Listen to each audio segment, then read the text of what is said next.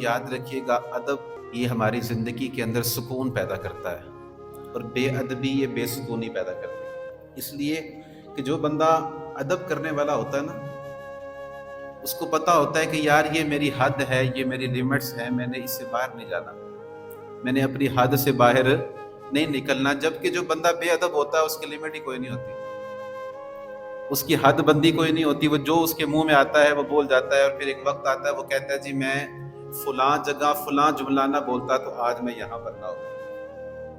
وہ بے ادبی کرنے کی وجہ سے وہ پریشان رہتا ہے، پر جو بندہ با ادب ہوتا ہے، جو اپنے دائرے کے اندر رہ کر بات کرتا ہے، وہ پھر سکون کی زندگی گزارتا ہے۔ اور پھر نبی پاک صلی اللہ تعالی علیہ وآلہ وسلم نے بھی ہمیں ادب سکھایا ہے۔ حضور علیہ الصلوۃ والسلام کی حدیث آپ بچپن سے سنتے آ رہے ہوں گے۔ حضور نے فرمایا من لم یرحم صغیرنا ولم یؤکر کبیرنا فلیس منا۔ حضور فرماتے جو ہمارے چھوٹوں پہ رحم نہیں کرتا اور ہمارے بڑوں کا ادب نہیں کرتا، اس کا مجھ سے تعلق کوئی نہیں۔ حضور فرماتے فلیس منا، وہ ہمارے میں سے نہیں ہے، اس کا میرے ساتھ کوئی تعلق نہیں ہے۔ تو جس کا تعلق نبی پاک سے نہیں ہے تو پھر کس کے ساتھ تعلق ہے؟ اور یہ کامیابی کا سب سے پہلا اصول ہے کہ اللہ نے دنیا میں بھی اور آخرت میں بھی کامیابی اسی کو دینی ہے جس کا تعلق مدینے والے مصطفیٰ سے ہو۔ جس کا تعلق حضور سے نہیں، اس کو کامیابی کیسے مل سکتی؟